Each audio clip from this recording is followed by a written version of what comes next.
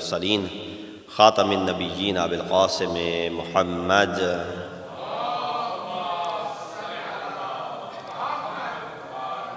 وأهل بيته الطيبين الطاهرين المعصومين الذين أذهب الله عنهم الرجس وطهرهم تطهيرا. أما بعد فقد قال الله تبارك وتعالى وقوله الحق وهو أصدق القائلين بسم الله الرحمن الرحيم يا أيها الذين آمنوا اتقوا الله وآمنوا برسوله يؤتكم كفلين من رحمته ويجعل لكم نورا تمشون به ويغفر لكم والله غفور رحيم. صلوات بيد محمد وآل محمد. يا محمد. Assalamu alaikum wa rahmatullahi wa barakatuhu. Greetings and felicitations on this auspicious occasion on which we celebrate the prosperous birth of our second Imam, Imam Hassan ibn Ali al-Mujtaba alayhi salatu wassalam. Allahumma salli ala. The first segment of this jashan was in Urdu, where you heard beautiful poetry. And inshallah, this second session will be the English part of it, that is the speech regarding our second Imam. Indeed, it is a Monday, and it is difficult for people to be here, before Maghrib, as it's very early. But still, this is your love for Ahlul Bayt. This is your tawfiq that Allah subhanahu wa ta'ala has bestowed upon you, that you're able to make time out of your busy schedules and come and take full part and participate in these events. I will be very quick and concise, keeping the time in perspective, inshallah. I recited this ayat from Surah Hadid, verse number 28 from chapter number 57, where Allah says, O you who have faith, be wary of Allah and have faith in His apostle. We will grant you a double share of His mercy and a light to walk by. And He will forgive you, and Allah is all forgiving and merciful.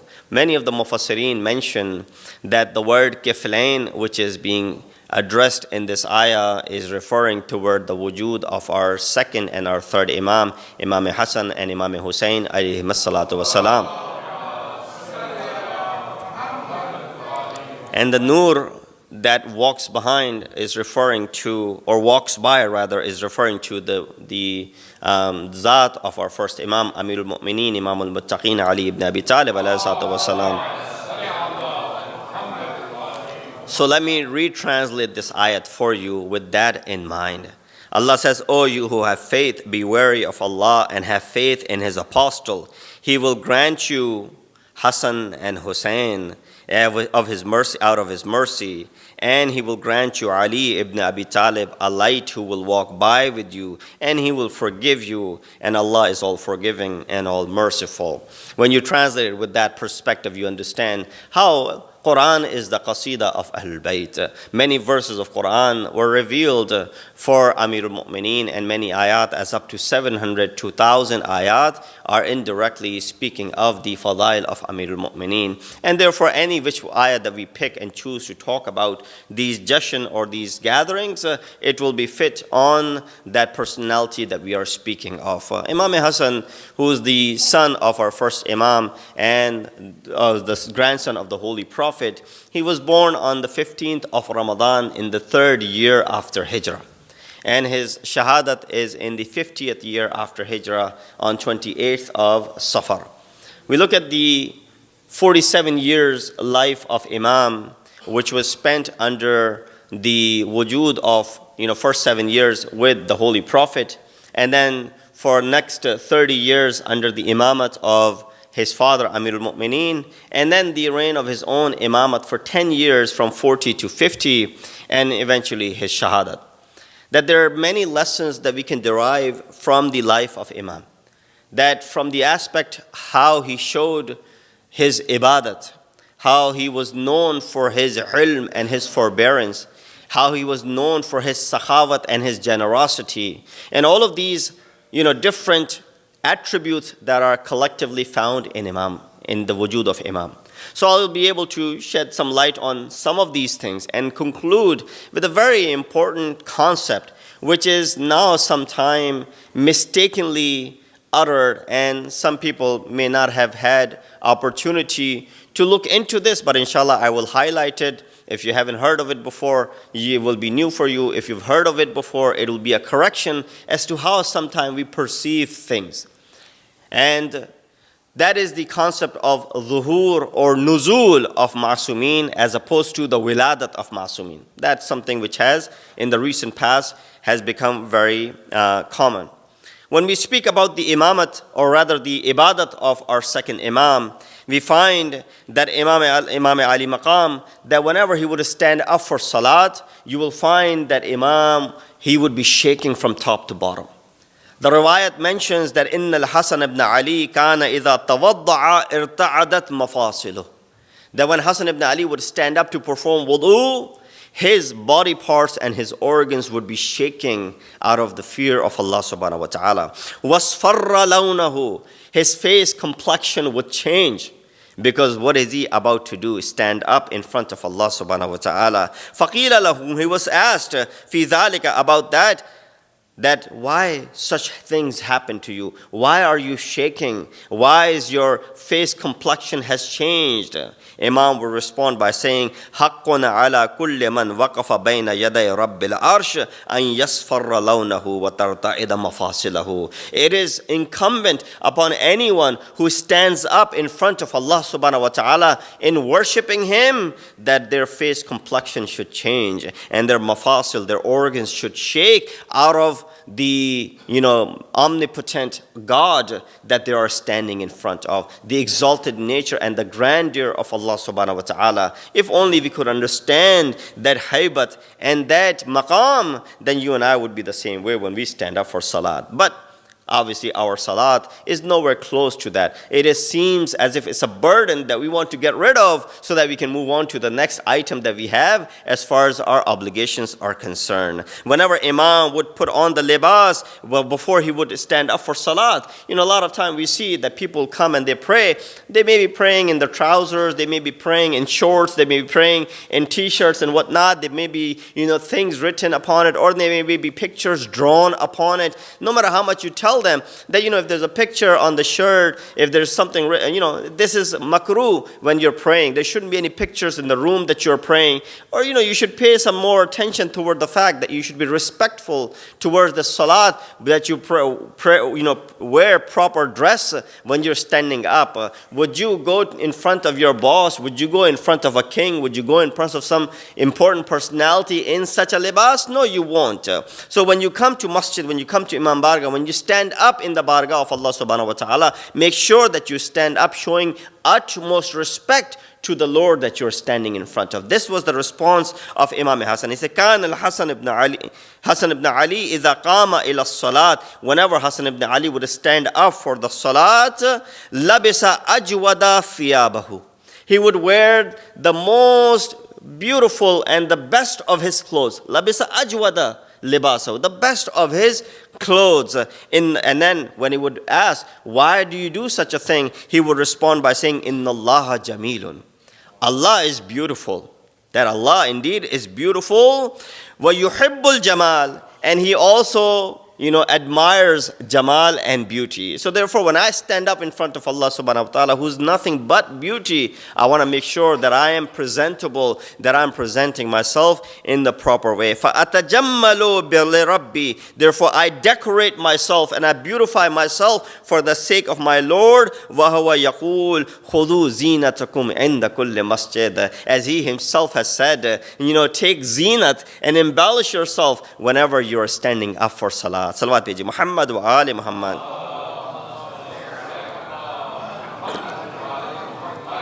So Imam would do all of that in order to go ahead and perform a 2-rakat namaz. How much emphasis do we lay upon this salat? A point that you can derive from it is that a lot of time people ask this question, how come I don't have that hudur-e-dhahni? I don't have that concentration when I'm praying. Why is it that my mind is wandering off here and there, thinking about all the things that I have done throughout the day, and I'm not focused on my salat? One of the ways of looking at it is because how much time do you spend for this salat? You were doing something else, you thought it's time, you got up at your leisure, you went ahead and did wudu quickly within 20 seconds, and then you got up on musalla and you finished your salat in 2 minutes. If you're dedicating 2.5 minutes for one salat, or 5 minutes maximum for a salat, how do you expect to have some sort of hudur dhahni? How do you expect to have some sort of concentration and focus on this salat? If you want to focus something, have focus on it and concentration, you got to make sure that you lengthen the period of it. No one is saying that out of 24 hours you spend 3 hours, 4 hours. No. Even the time that is, at least requires, that is prerequisite for this salat. That before you get up for this salat, make sure that you perform this wudu in an honorable way. That you dedicate a place for your prayer. You stand up in that place. You put on the best of your clothes. You spend some time preparing for this salat before you embark on the journey and you go ahead and perform this salat. When you spend that much time, then you will see how you are able to concentrate and focus. Because when you have given a gap between all of your activities and the salat, the things that you have done in the prior 15 minutes, that will be the things in your mind. And therefore, Imam ﷺ, when he would stand up for it, when he would be doing the wudu, he would be reciting the dua which is recommended. You can recite anything that you want to. He would put on the best of the libas. There's a place that is dedicated for salat, so that it reminds of nothing except Allah subhanahu wa ta'ala. And when all of that is done, you find that you're able to focus on this prayer. So Imam ﷺ would be wary of all of that. خُذُوا زِينَتَكُمْ عِنْدَ كُلِّ masjid. So there's nothing wrong in giving zinat to yourself. In fact, there was an incident in the time of our second Imam that he was walking and he ran into a Jewish person at that time, a Yahudi. He came up while Imam was dressed nicely. And Imam, the way he would put on his best of his libas when he would be performing the salat. And Imam presented himself to be dignified.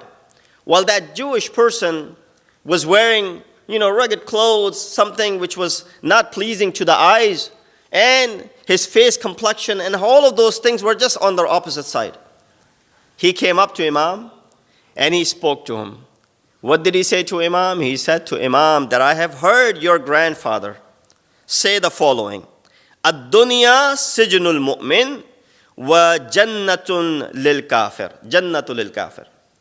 That this world is a prison for a mu'min and it is a paradise for those who are kafir. Wa anta mu'min. You are definitely a mu'min because you're the son and the grandson of the Holy Prophet. Wa ana kafir. You are mu'min and I am kafir. You are mu'min and I am a disbeliever. فَمَا أَرَى الدُّنْيَا إِلَّا الْجَنَّةَ لَكَ تَتَنَعَّمُ بِهَا وَمَا أَرَاهَا إِلَّا سِجْنًا عَلَيَّ. I see this world to be nothing but Jannat and paradise for you, that you are utilizing the ni'mat that you've been given. وَمَا أَرَاهَا إِلَّا سِجْنًا عَلَيَّ. And I don't see it to be except a prison for me. That it is قَدْ أَهْلَكَنِي ضَرَّهَا وَجْهَدَنِي فَقْرَهَا. That the poverty has come upon me and all the things that are happening to me. So if you understood the gist of it, sorry I was reciting the hadith, so I didn't want to make any mistake in it. He said, your prophet said that this world is a paradise for kafir and it is a prison for a mu'min. But I see the opposite. You are, mashallah, enjoying the ni'mat of this world. You are dressed very nicely. While I am, and you are a mu'min, and I am a kafir, and look at what condition I am in. Imam responded by saying that this jamal and this beauty and this condition that you see of me, believe it or not, this is the sijn of this world. This is the prison of this world. Because that which Allah subhanahu wa ta'ala has promised in the hereafter for me and mu'mineen is nothing compared to what you see how we are in this world. And that condition that you are in, that you're calling it to be, that I am a kafir and this is supposed to be Jannat for me, the condition that you are in right now is far superior to what you will be facing in the hereafter. So be mindful of that as well. So Imam mentioned that while this hadith is true, but you are looking at it from the wrong perspective. Salawat bheji Muhammad wa ali Muhammad.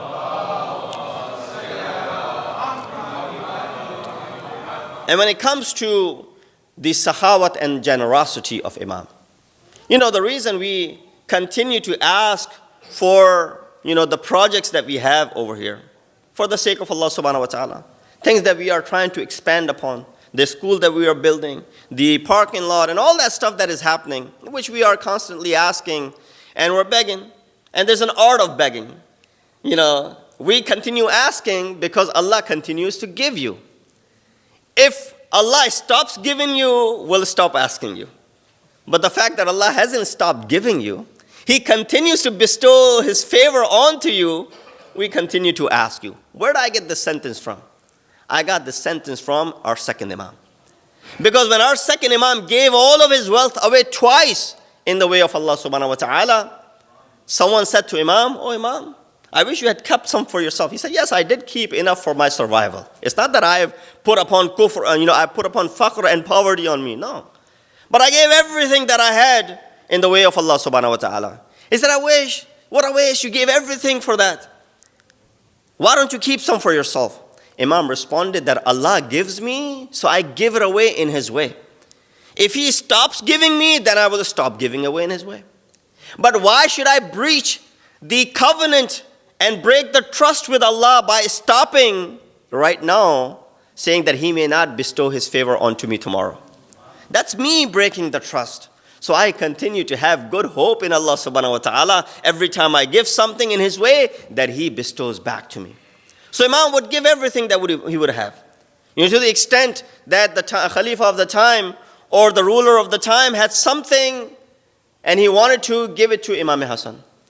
He called Imam Hassan and Imam went. He said, "All this wealth is for you." Imam said, "What is the occasion?" He mentioned, "I'm giving it to everyone and I kept the biggest pile for you." As Imam was walking in, he took off his shoes or his slippers and he walked in.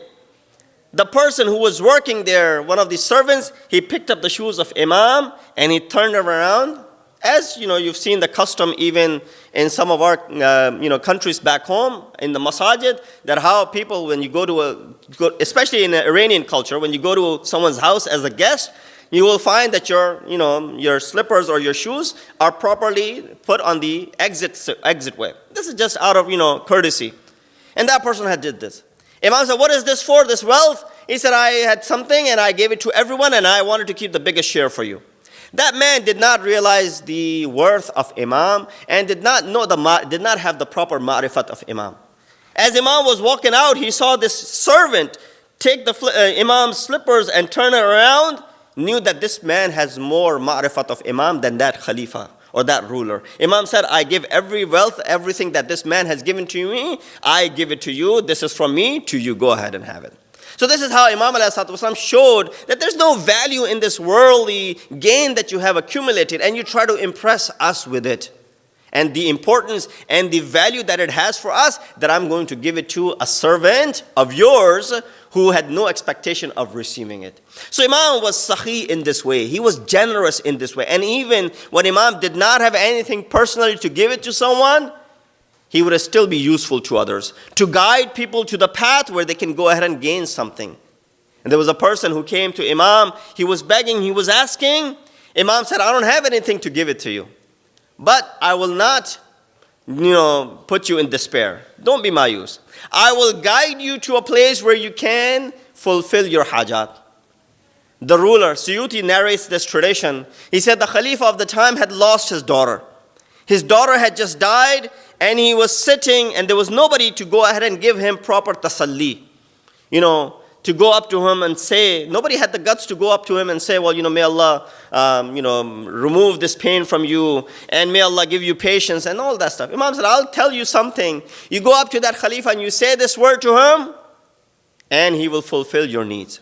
He said, "What is it, Imam? Teach me." He said, "Go up to him and say, Alhamdulillahi alladhi sataraha bijulusika ala qabriha wala hatakaha bijulusiha ala qabrik." Remember the society of the time, how women were treated. He said, go up to the Khalifa and read this to him, say this to him, that praise be to Allah, that He covered her with you sitting upon her grave and did not disgrace her by her sitting on your grave. That imagine if you had died and she was sitting on your grave all alone in this society, how people would have treated her. So praise to Allah that while she left, while you're still alive, that you are sitting on her grave and she is not sitting on your grave. He said, who taught you this sentence? He first said, oh, it is from me. He said, no way this could be from you. And then he pointed toward Imam Hassan. He said, indeed, Allah knows where to place His risalat. And He gave whatever He had to this man who had come asking Imam ﷺ for some favor. Salawat biji Muhammad wa ali Muhammad.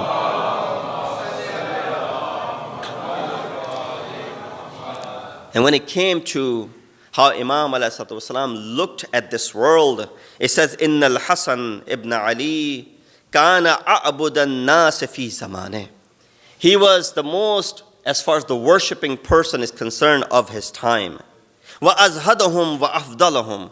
He was the most ascetic and the most virtuous of his time. Wa kana idha hajja mashiyan. And whenever he would go to Hajj, he would go barefoot. He would go barefoot. He would go on foot and he would go barefoot. 25 times it is mentioned in the books of history that Imam Hassan and Mujtaba performed Hajj walking from Medina to Makkah. Walking from Medina to Makkah.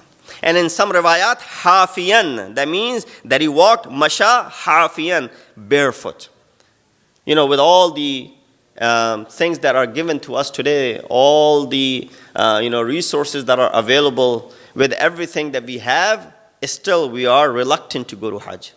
Look at the efforts that Ma'asumeen made when they wanted to perform Hajj. So don't take this ibadat, don't undermine the value of this ibadah. وَكَانَ إِذَا ذَكَرَ الْمَوْتِ بَكَى. What brought, buka or, cry to the face of Imam? Whenever maut was mentioned, Imam would start crying because he realized the value of maut. وَإِذَا ذَكَرَ الْقَبْرِ.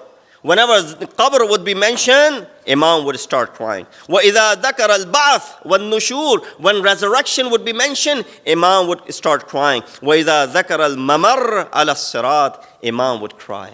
That when Sirat would be mentioned, Imam would go ahead and cry. And whenever mention was done, whenever your amal will be presented to Allah subhanahu wa ta'ala, you would find that Imam alayhi salatu wasalam would be crying. So this brought hammu gham to Imam. And in conclusion, I didn't get to that other discussion, maybe at another time. In conclusion, I want to leave you with a very beautiful tradition from our second Imam. That how he touched upon that which is, as you said, the essence of mankind. Imam ﷺ, in one of his beautiful traditions, he said, Ajibun wa ajabun liman yatafakkaru fi ma'kulihi. كيف لا يتفكر في معقوله. Ma'kul and ma'kul. It only sounds good in Arabic, but I'll translate it anyway. He said, I'm surprised to a person who is so careful that he thinks and ponders over that which he puts in his mouth. يتفكر في مأكوله. كيف لا يتفكر في معقوله. But he does not pay any attention when it comes to his aql, what he puts in it. Imam says, لا يتفكر في معقوله فيجنب بطنه ما يؤذي ويودي صدره ما يرضي. He protects his belly, his body, from that which could be harmful to him. Be very careful what he places in as a morsel in his mouth. But whatever information comes left and right, he allows it to enter his mind. And then once it enters into his mind, then it could be detrimental to him. So I'll leave you with these words that Imam ﷺ is saying, yes, it is the month of Ramadan. We are careful what we eat as well, but also what you place in your minds. Don't let just any information to get in. Be careful of this information because it could be detrimental toward your spiritual growth. Wa akhiru da'wana anil hamdulillahi rabbil alameen.